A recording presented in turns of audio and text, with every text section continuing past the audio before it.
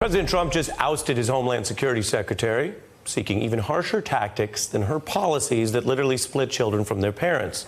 He's also ousting the head of the Secret Service and his own nominee to run ICE. Trump is also on his third chief of staff, and he just got rid of his sixth communications director. It's a White House with record turnover, but one Trump aide is still there from day one, a main driver of the hardline immigration stances that are shaking up Trump's team. President Trump reportedly handing the reins of his immigration strategy to hardliner Stephen Miller. Led by White House advisor Stephen Miller. Stephen Miller is definitely re-empowered here. Stephen Miller is said to be the driving force behind these very dramatic changes. On immigration, Stephen Miller is essentially Donald Trump's Donald Trump. If that sounds sort of intense, consider that Miller broke with other Trump aides by cheering the rollout of the travel ban, a court-rejected onslaught of policy chaos that even immigration hardliners thought could have easily been better managed. He also wants to eliminate human rights enshrined in American birthright citizenship and slash protections for refugees who are literally fleeing murder and rape and genocide abroad, and also limit America's reception of immigrants in general. Now, while Trump's departing Homeland Security chief has suggested that she was pushing for Trump to follow the law on child separation, Miller does not even publicly acknowledge the legal or ethical problems of that narrowed policy. He said splitting families was a simple decision by Trump to have a zero-tolerance policy for illegal entry, period. Simple, period. Now look, there is a legitimate debate about immigration policy. There's nothing automatically suspect about supporting, for example, a reduction in the number of annual migrants. Any nation without open borders will have some limits.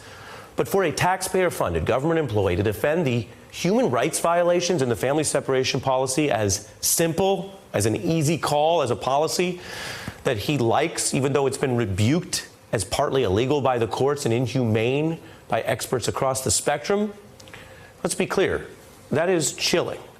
Now, that is how Miller sees things, and he's been pretty clear about it.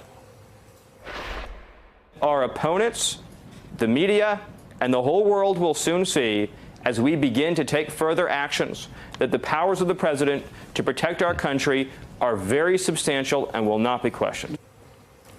False. The president's powers are always open to being questioned by the co-equal branches of government. It's one of the most vital checks in our constitutional system to protect liberty. Now, tonight, given all the attention on Miller, let me put it in a way Mr. Miller might understand. Here are the current civics preparation materials from the U.S. Citizenship and Immigration Services under Trump. And here's one question that immigrants can prepare with, one that Mr. Miller apparently needs to study. What stops one branch of government from becoming too powerful? Answer: checks and balances and the separation of powers.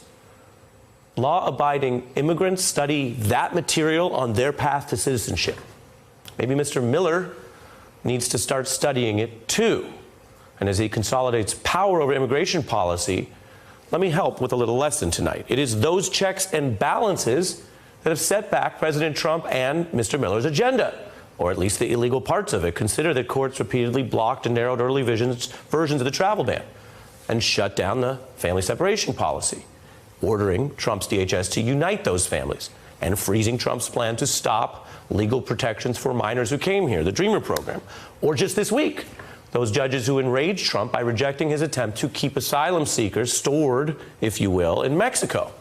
Now, those legal facts are worth keeping in mind as a check on Mr. Miller's rhetoric, because when he proclaims the president's powers cannot be questioned, he's not only giving what I can report to you tonight as a failing answer on a citizenship test, he's playing himself, drawing attention to the very lack of power that both he and Donald Trump have exposed in their overreach. Our opponents, the media, and the whole world will soon see, as we begin to take further actions, that the powers of the president to protect our country are very substantial and will not be questioned. Indeed, they're not only questioned by the courts, as I just showed. The other lesson for Mr. Miller tonight is they are questioned by a co-equal branch of government, including Donald Trump's own Republican allies in Congress, who say Mr. Miller's not effective. Here's Ranking Republican Chuck Grassley today. I don't see a lot of accomplishments that an advisor in the White House has accomplished for the president on immigration. Here is one of Trump's most fervent Senate allies calling Miller out as a guaranteed failure if he's involved in immigration policy on the Hill. As long as Stephen Miller is in charge of negotiating immigration, we're going nowhere. Nowhere can be a hard place to find, but it may apply to some of Miller's work. He was removed from the process of writing the travel ban because of the way it went down when he was in charge. He was one of only a few Trump aides who reportedly pushed to fire James Comey. He was a key voice pushing for the government shutdown that backfired on Trump and did not win wall funding. We're going to do whatever is necessary to build the border wall to stop this ongoing crisis of illegal immigration. And that means this is a very, if it comes to it, absolutely. Even after all those problems, Trump is still giving Miller plenty of chances, telling him in a room full of people, you're in charge of immigration, and he'll play a big role in picking Trump's new nominee to lead ICE. And he's still pushing for what they say will be a total border shutdown and trying to get Trump to reinstate, yes, to reinstate this family separation policy, telling other officials they need to get in line on the issue. Now, one possibility for why President Trump puts Miller in charge of all this is that he thinks he's one of the few people who may do what Trump wants regardless of what the law requires. I showed you why he thinks that when you look at what Mr. Miller talks like.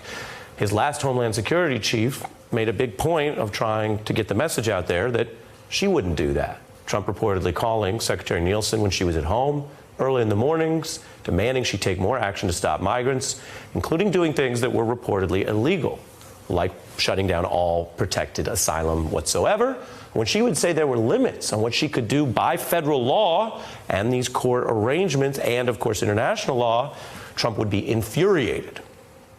Now, what you're looking at there is a kind of a leak that may be designed to make Nielsen look good on her way out.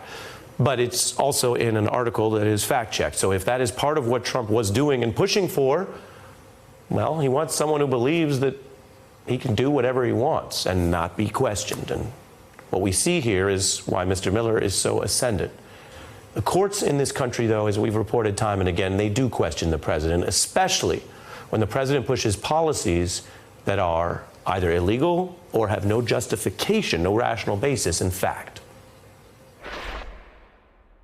That's the story we should be talking about, and I'm prepared to go on any show, anywhere, anytime, and repeat it and say the President of the United States is correct 100%. Well, you just repeated that. You just made those declarations, but for the record, you've provided zero evidence. That was an exchange on a different policy, but it's important because Miller ultimately, as the journalist there noted, had zero evidence to back up what were then Donald Trump's claims of voter fraud. And then Miller said after that interview he would go, quote, anywhere, anytime, to defend the evidence. I should mention, I invited him for an interview anytime in any city back when he made that statement I just showed you. He declined. And today, I re-extended an invitation for him to join us here on The Beat. We've, as you may know, hosted all kinds of people from all kinds of perspectives. That invitation's open to talk through the facts.